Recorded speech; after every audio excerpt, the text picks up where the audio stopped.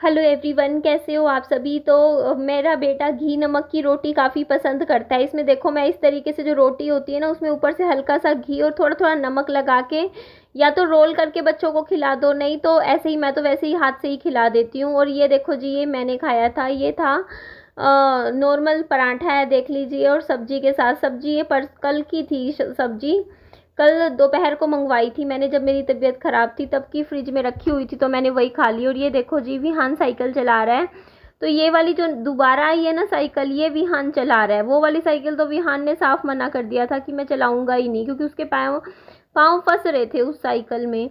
तो ये रिप्लेसमेंट में देखो, ये वाली साइकिल आई है दूसरी, और काफ़ी खुशी खुशी चला रहा है अब तो ये वाली। आज तो पूरा दिन इसने यही वाली साइकिल चलाई है।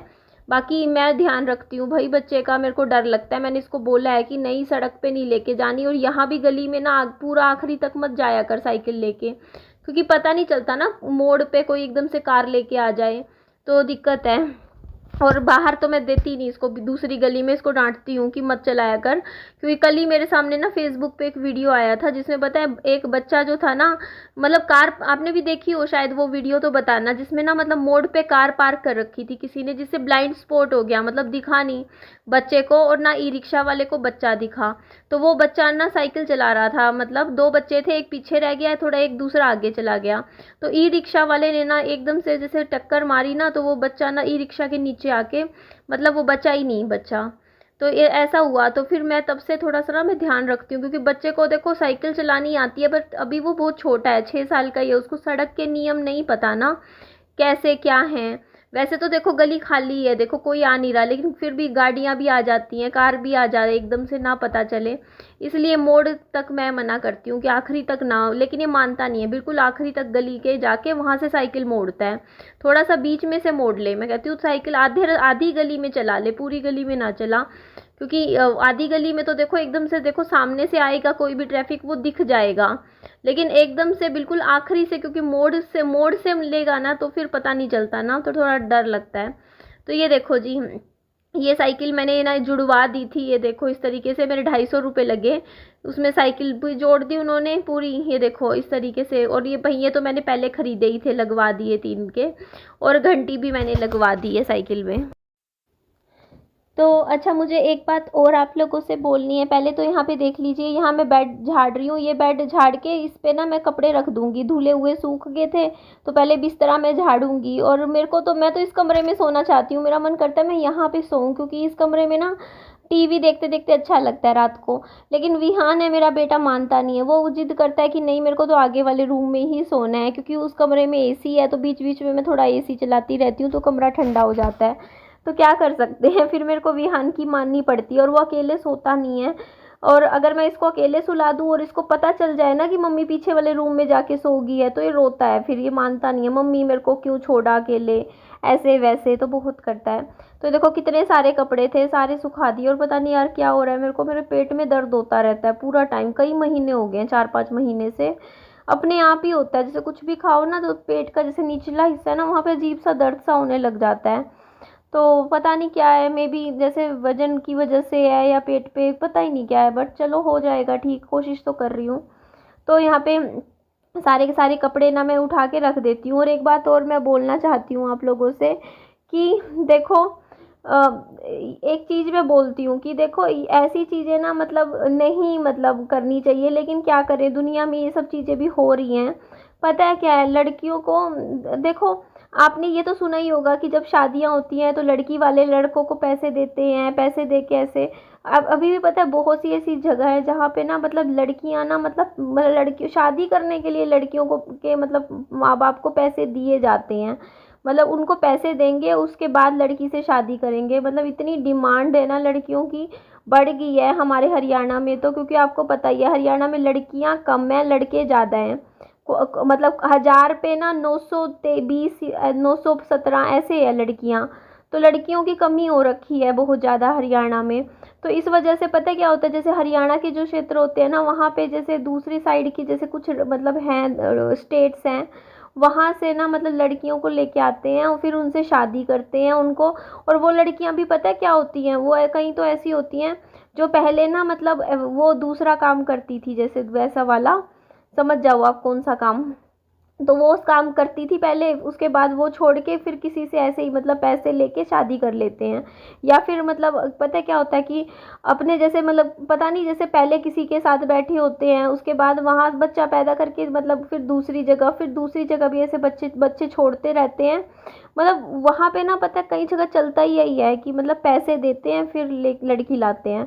तो और उसमें फिर ये चीज़ भी नहीं देखते कि भाई, लड़का नहीं देखते हैं कि हाँ लड़की चाहे मतलब 20 साल की हो, चाहे 50 साल के आदमी से शादी कर देते हैं, 55 साल के, 60 साल के आदमी से।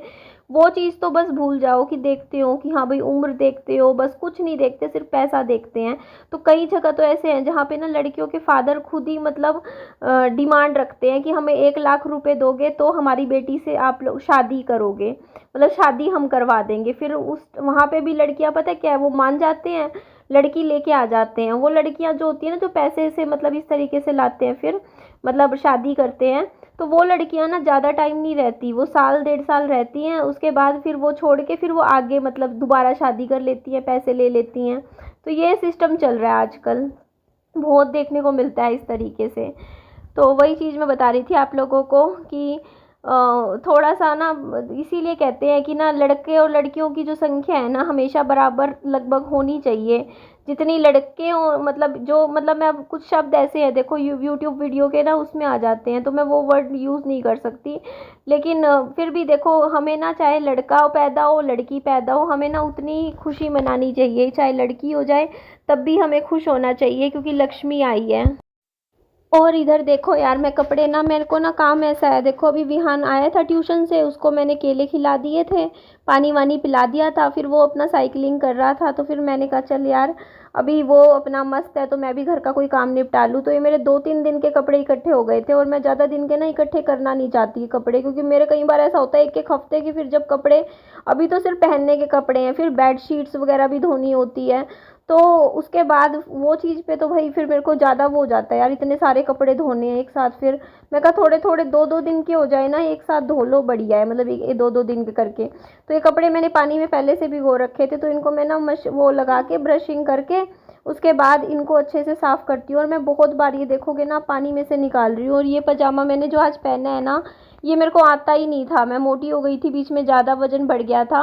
अब मुझे देखो मेरे पुराने कपड़े भी थोड़े थोड़े आने लग गए हैं, चलो इस चीज़ की तो मुझे खुशी है कि ठीक है यार, है ना, ज़्यादा मोटापा भी किस काम का है, बस मेरा थोड़ा थोड़ा करके और हो जाएगा वजन कम, तो मैं थोड़ी और अच्छा लगेगा, फिर मेरे पे पुराने कपड़े सारे आ जाएंगे मुझे।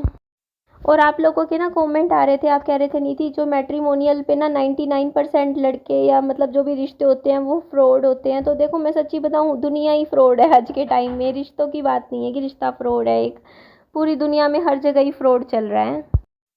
और आप कह रहे थे कि निधि नींद की दवाई मत खाया करो ऐसे ऐसे, तो देखो यार मेरी अभी फ़िलहाल मजबूरी है, आप समझो, मेरे को बहुत दिक्कत हो रही थी, मैं सुबह 6 बजे सो रही थी डेली, मेरा नींद का पैटर्न ही ख़राब हो गया था, मुझे नींद ही नहीं आ रही थी। तो मैं अभी थोड़ा सा ना इसीलिए दवाई लेके सो रही हूँ, ताकि मैं थोड़ा टाइम टेबल मेरा सही हो जाए, मैं सही टाइम से जैसे सुबह जल्दी उठने लग जाऊँ, रात को टाइम से सोना शुरू कर दूँ। मैं पूरी पूरी रात ना, पता है देखो अब रात का टाइम है, मान लो 12 से लेके 5-6 बजे तक का जो भी काम होते हैं देखो दिन में हो जाते हैं घर के, अब मैं रात को बैठ के करूँ क्या, फिर वही है ना, कुछ खाली बैठे बैठे परेशान हो जाते हैं ना, जब खाली बैठे हो और ना कोशिश कर रहे हो सोने की और नींद ना आए।